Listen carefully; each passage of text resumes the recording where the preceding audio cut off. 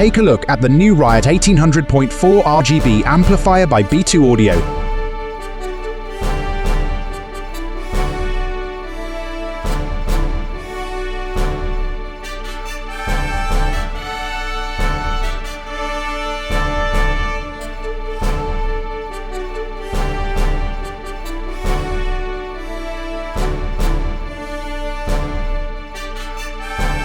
It can never be too loud. Presented by Big Jeff Audio, where you go for big sound.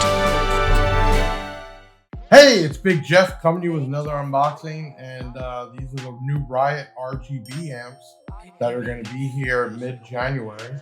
Today is the 28th of December, and we're going to do an unboxing where you can see it before you buy it.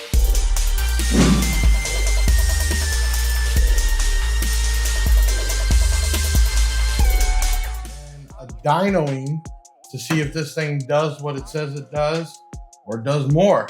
Also, we're going to be giving these away. B2 Audio USA and B2 Audio sent us out amps before they even got here to do the unboxings and the testing, and also to give them away.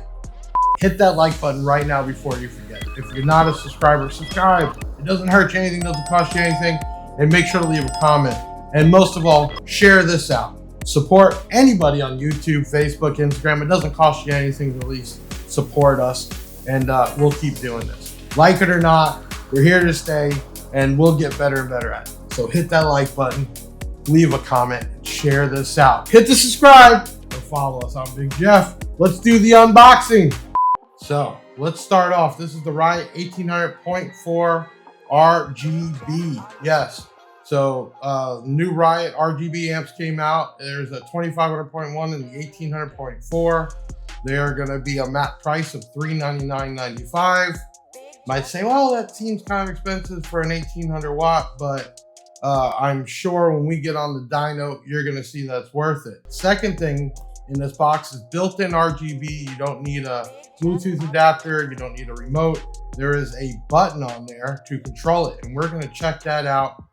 And a few other things. So one, it's a very small footprint, which we're about to break this out of the box.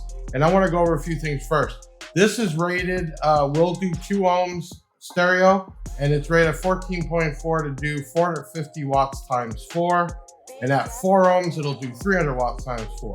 Now, the cool thing is it is bridgeable because this is a Class D, and you can bridge either side or both. And it says it'll do 900 watts at 4 ohm.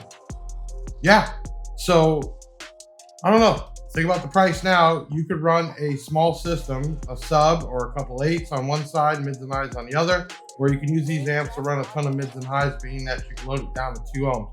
But let's take a look at this thing. First thing to notice, and I went ahead and signed this box already because this will be the one that is given away as long as I don't blow it up during the dyno. So far, I haven't blown any B2 Audio amps up because they're pretty strong, but packaged real nice. Cool thing too, so you can see the LED, guess what? It is plexiglass front, and you can see how small this footprint is. There's a lot of stuff stuffed in here to make that happen. With all B2 Audio, you get a nice B2 Audio sticker.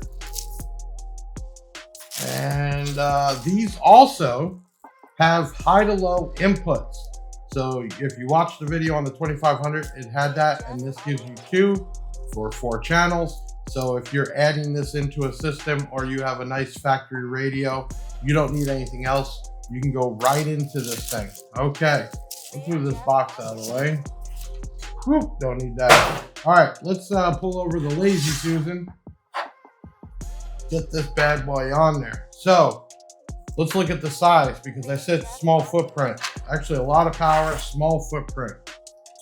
Mounting tab to mounting tab, you are right under 14 inches. So if I pull the tape measure a little bit, it's actually less than 14. Height-wise, and there's a little gap for some airflow, you are about 2 1/8. So let's say with the gap, you're about 2 1/4. And then these amps right here are right at 5 inches. So small footprint. Now I'm going to turn on the Big Jeff cam. Big Jeff cam activated. And you can see you got 4 gauge inputs. I did already try. You can get 12 gauge in here, no problem. Do wish this was a little bit bigger. I will give you the pros and cons, but to keep such a small footprint, you have to sacrifice certain things.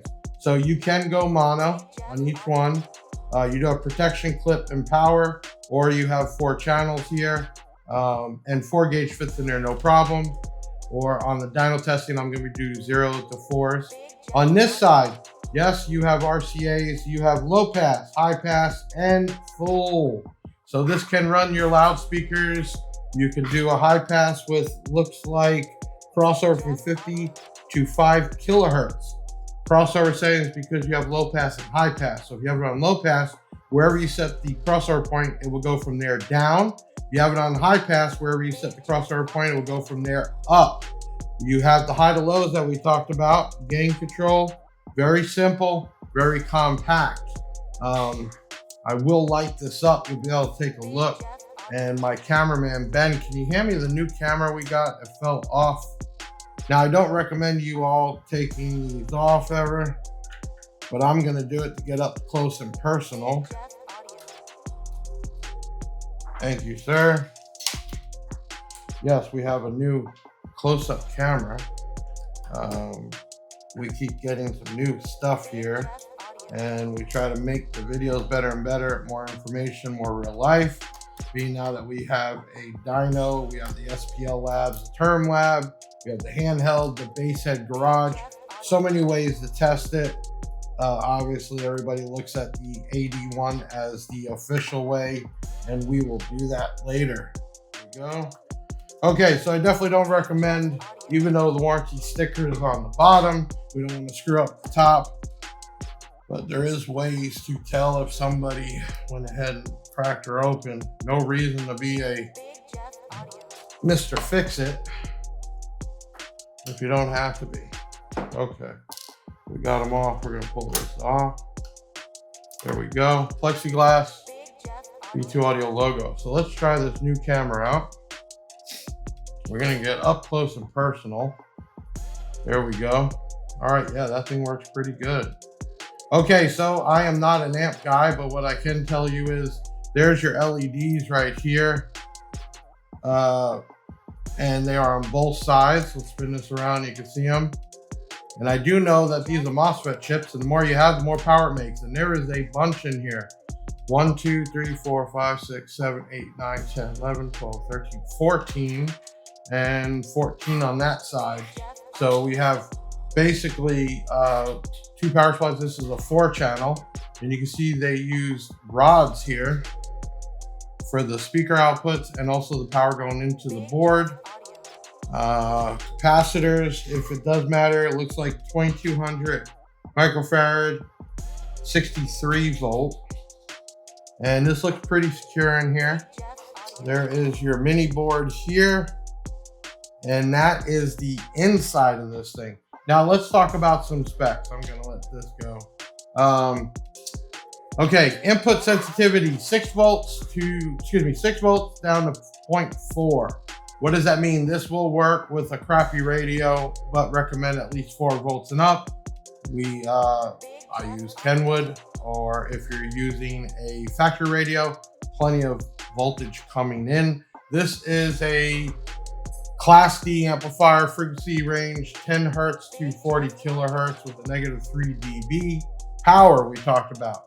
Continuous power, RMS, and we're gonna prove that later. 4 ohms, 14.4, 1% PhD. This will do 300 watts times 4. You load her down to 2 ohms, which is very common these days, and you can get 450 watts. And then if you bridge this, it says basically 900 watts per set of channels, bridge down to 4 ohms, but we're gonna push and see if it'll do 2 ohms just to see what happens. But again, always stick to the rated configurations. Low pass, we said was 50 to 5K, high pass, same thing, 50 to 5K. Remember, the switch does down and up when you're setting this if you're not using a external. Now, I noticed on the website, it said 1 gauge input. I am gonna make sure they make a note of that, fix it, because it is 4 gauge for sure. We did use 0 gauge on the dyno, you'll see, but we used a reducer. And of course, now we have the Big Jeff Audio aluminum parts, and we have plenty of reducers to use, so that's what it is. Fuse rating, 150 amps. There is no fuse on the amp. Recommended to put one outside of it, and that is what is recommended.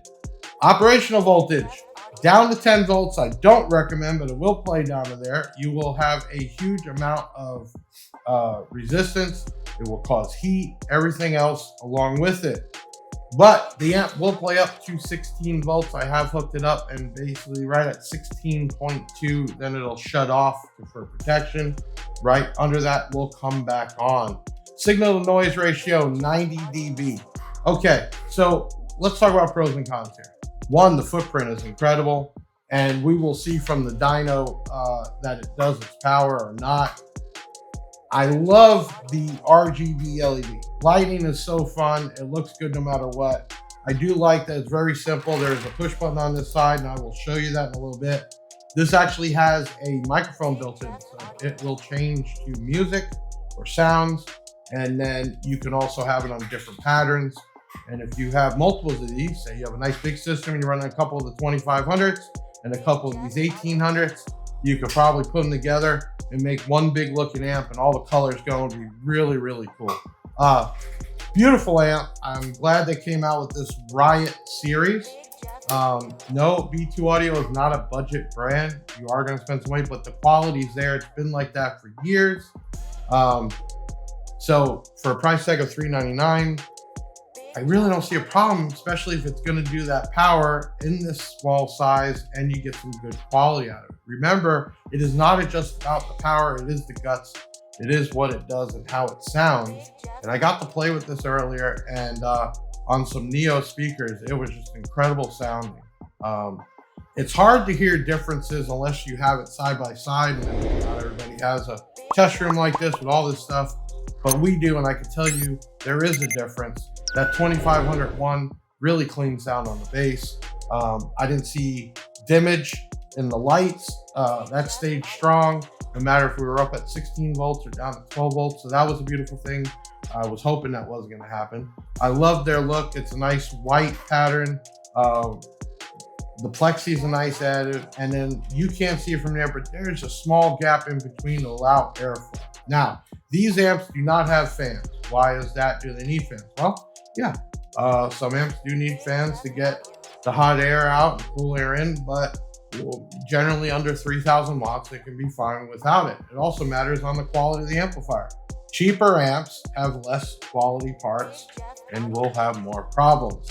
Better amps, and not saying because it's a better amp, it doesn't need a fan. Just this particular style was tested, heated up, and in fact, through all the dyno testing that you're about to see, this thing really didn't go over 120 degrees, so not a problem at all. Listen, I'm Big Jeff. Hit that like button, leave a good comment. I do my best. We keep changing and adapting and adding to the room and doing more and more. We just got our SMD dyno in finally, and we've been using that like crazy.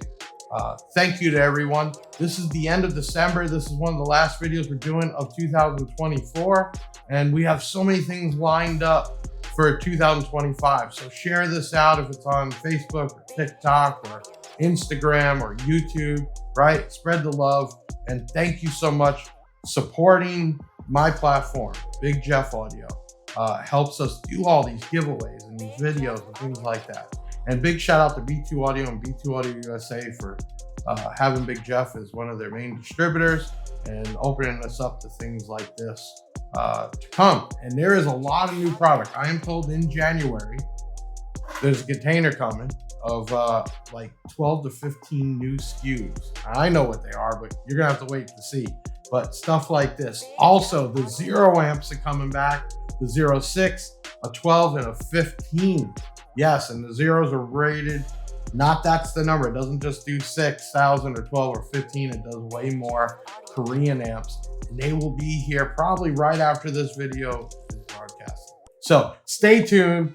Hit that like button. If you haven't subscribed, do it now. I'm Big Jeff from BigJeffAudio.com, representing B2 Audio. It can never be too loud. I'll see you on the next video. Stay tuned for complete dyno test video coming soon.